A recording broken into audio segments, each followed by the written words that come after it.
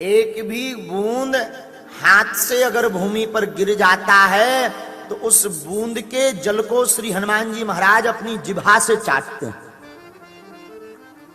हाँ, श्री हनुमान जी महाराज अपनी जीभ से उस भूमि की जो गिरा हुआ चरणोदक है उसको चाटते हैं। तो हनुमान जी से ये काम ना करवाना पड़े इसलिए चरणोदक जो है वस्त्र लगा करके लेना चाहिए और फिर पान करके आंखों पर लगाना चाहिए, वरना हनुमान जी महाराज को अपनी जीभ से वो चाटना पड़ता है। हनुमान जी इतना चरणोदक से प्रेम करते हैं।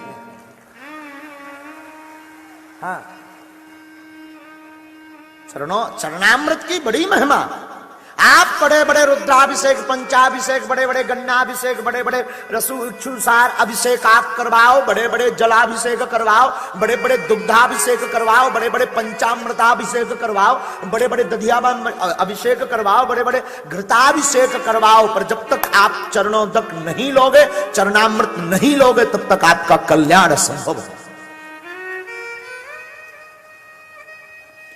चरणामृत भगवान श्री हरि के नक्शे प्रकट हुआ।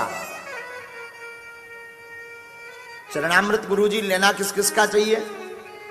भगवान श्री हरि विष्णु का, माता पिता का, भगवत प्राप्त संतों का और अपने गुरुजी का।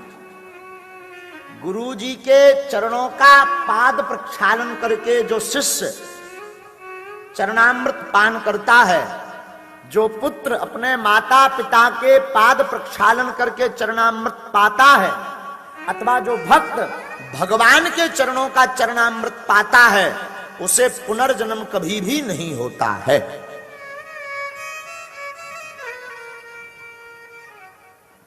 हमारी बुद्धि तो कहती है भैया पुनर्जन्म से बचाता है चरणोदक, और हम तो कहते हैं पाप ताप संताप त्रियताप से बचाता है चरणोदक।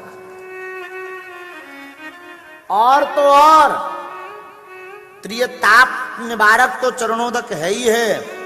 चरणामृत की तो इतनी महिमा गाई शास्त्रों ने, इतनी गाई। आप कोई पूजा पाठ मत करना, आप कोई जप तप मत करना, आप कोई यज्ञ विधान विधि हवन मत करना, आप कोई नियम विधि ना कर पाओ, करना चाहिए पर ना कर पाओ चल जाएगा। माता पिता गुरु भगवान विष्णु, इनका केवल चरणोदक पान करते रहना, सोई तुम्हारी बुद्धि निर्मल रहेगी और आप पर ठाकुर जी की कृपा बनी रहेगी।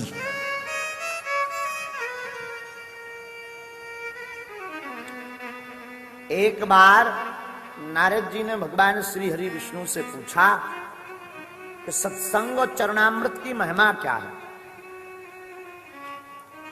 भगवान विष्णु ने कहा, नारद जी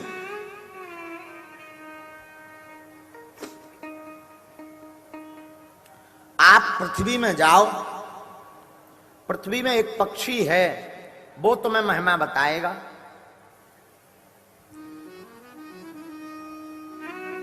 पक्षी था तोता।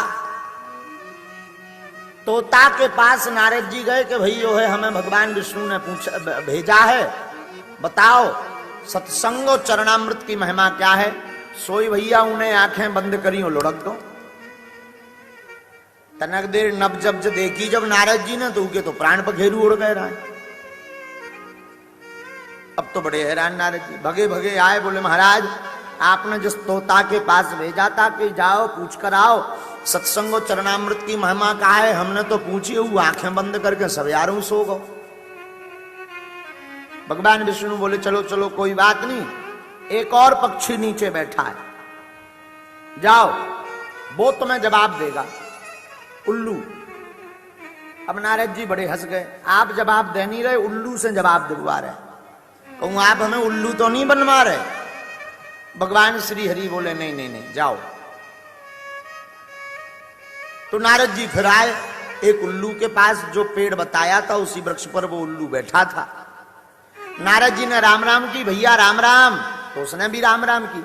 और जहां नारद जी ने कहा भैया हमें विष्णु भगवान ने भेजा है, और उन्होंने कहा कि उनसे पूछ लेना चरणामृत और सत्संग की महिमा का है, सो भैया उन्हें आंखें बंद कर ले, उठबक दो।